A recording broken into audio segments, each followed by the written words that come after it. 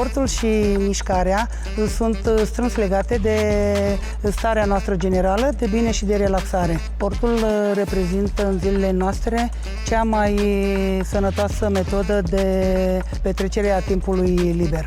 Aici, în sală, pe terenul de handbal, ne jucăm cu mingea și învățăm cele mai elementare elemente tehnice și un regulament simplificat. Dar totodată contribuim la întărirea sănătății și la dezvoltarea calităților și deprinderilor motrice. Bineînțeles, știm cu toții că sportul pentru copii întărește mușchii și oasele, dezvoltă flexibilitatea, echilibrul, rezistența. Totodată învățăm ce este viața într-o echipă, învățăm respectarea unor reguli și îndeplinirea unor sarcini. Învățăm ce este prietenia sau ajutorul dat celui de lângă tine.